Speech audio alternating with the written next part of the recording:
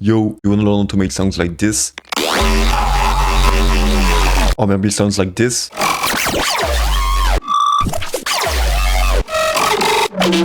Or even like this? Then you're in the right place. Today I'm gonna be breaking down how I made my DVEIGHT style track that I uploaded 8 months ago, and that is still to this day one of my most viewed clips on YouTube. A few people have requested me to make like a breakdown showing how I make the sound design in this track, so that's what we're gonna be doing today. Let's get started.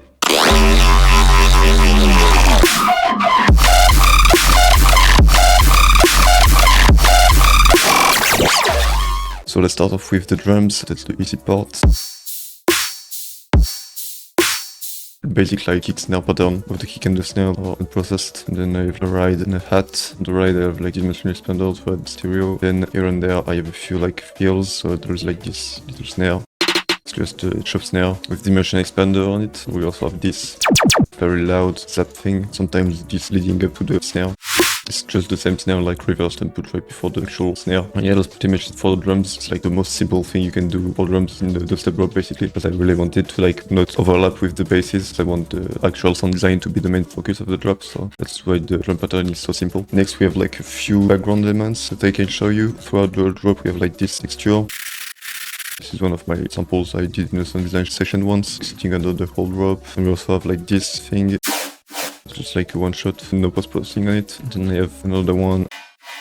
It's another one shot, and this time there's a bit of EQ, reverb on it to push it a bit in the background, and dimension expander to add stereo. And once again, this is playing throughout the drop as the background layer. Yeah, that's pretty much it for like everything that's going on apart from the basses. Yeah, let's go over all the basses of the drop. Let's start with the actual main bass. It sounds like this.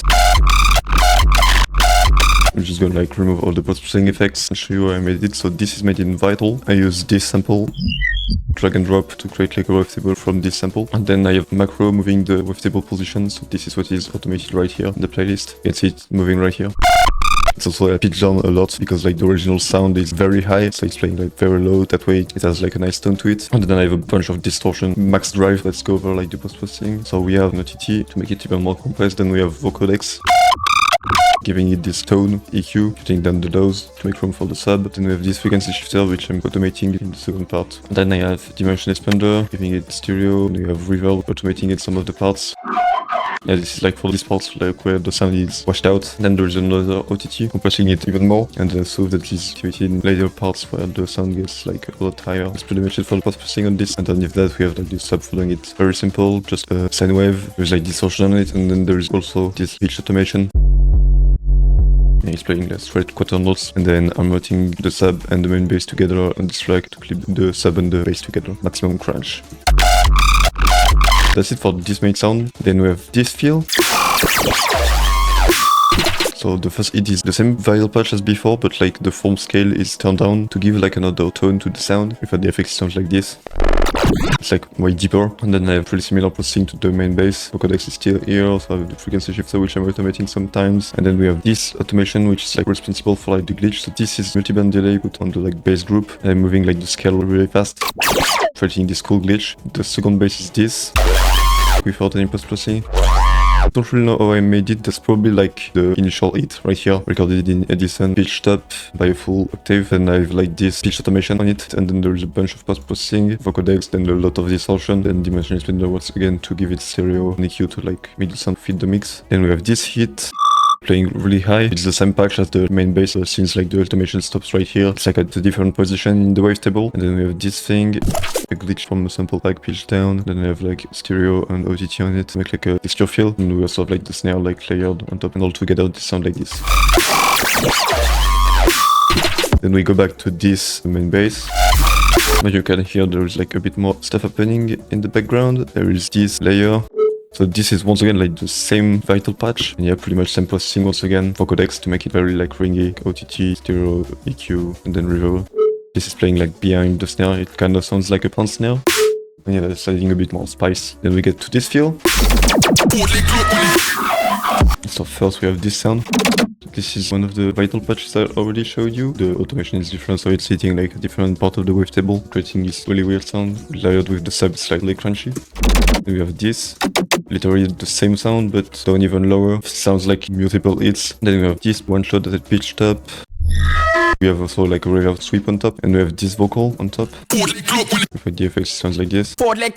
We have frequency shifter, 2 OTTs to make the vocal like really compressed, stereo, and then EQ to remove the sub or this last part of the fill. It's the main sound with the reverb turned down. The automation is a bit different, creates more variation. And we have like this patch which is playing 2 like low notes in the background. And on top of that we have this white noise. Then we are back to the main bass. It's still playing the same notes. The automation is different, so it sounds like more interesting. We have like the sound that was layered under the snare. Right here it's playing higher and more frequently. Then we get to another fill, pretty much the same fill as this one. The first part of the fill is pretty much the same. This bass sounds a bit different though, because the pitch automation is a bit lower. Then we get to this. So this first part is once again one of the patches in this really high note and automated in a different way. And once again main bass patch right here, but it's playing like different notes. You can see like the first note here is down an octave, creates a different sound, and the sub is also like moved up, and then back to the bass with like ringing sound behind the snare. And we end up this like first half of the drop with this sound. Just like raised up the pitch of the main bass, sounds like higher. And that's where I activated the soothe, because the sound was very high and very like ear piercing. It's still pretty like aggressive in the high end. We also have like a pitch bend on the sub during this part.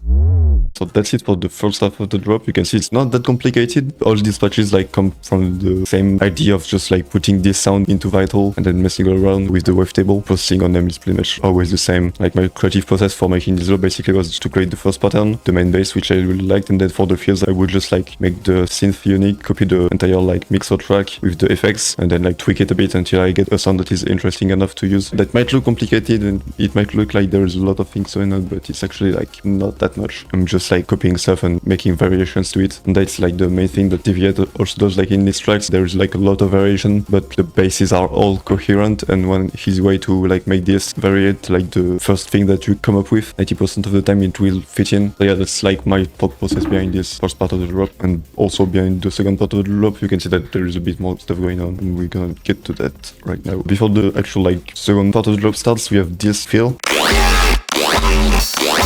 And then we get back to the bass. This is literally like the same sound that the old drop was opened with, but playing like 3 times with different automations. In like this one, I automated the vocodex to go up, so it sounds higher. In the gaps, we also have like reverb going up a bit, so that in between the sounds there is a bit of ambient. Then we get to like a cool feel. This vocal is like compressed a lot. There is 3 OTTs on the chain, and also stereo and EQ to get it fit in the mix. And then we have this sound. Is literally the start of this sound. Exact same sound. And then we have this, which is like one of my favorite basses in the old drop. It's like so cool. On its own, it doesn't sound like that interesting, but like in context, it works really well. Once again, the main patch that I reused, I'm automating on this SAS effect, which is on the bass group. And this is what is giving it this very interesting stereo effect. Then we get back to the main bass.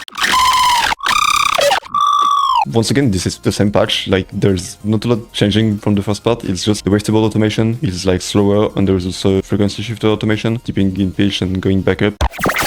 For this fill, I just use like one of the things that I really sample, it's the same sound that you can hear in some of the other fills. I kept the multiband delay glitch automation here too, and then we have this sound.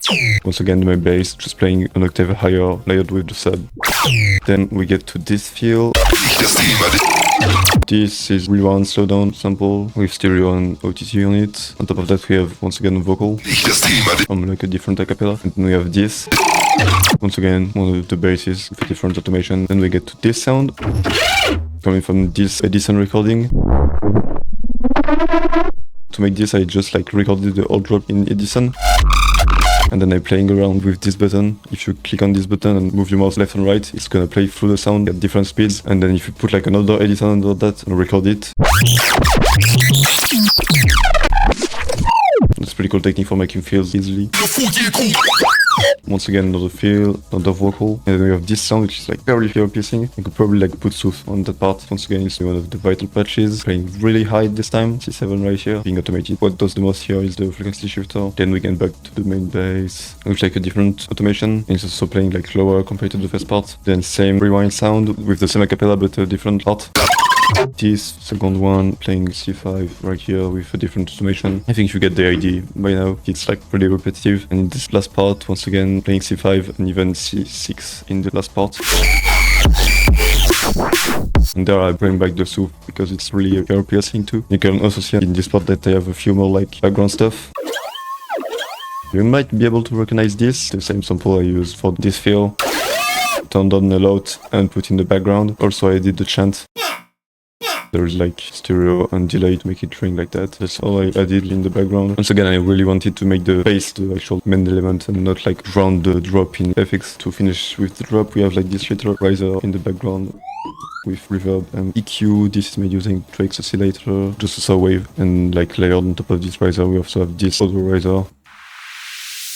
And yeah, that concludes this drop in the style of DVEIGHT. I hope you guys enjoyed this little breakdown thing. If you did, be sure to like this video, and you can also subscribe to my channel. If you wanna listen to the full thing, I have the link to the original clip in the description. Go listen to it. And yeah, that's it for me. I hope you learned something. See you in another video. Bye!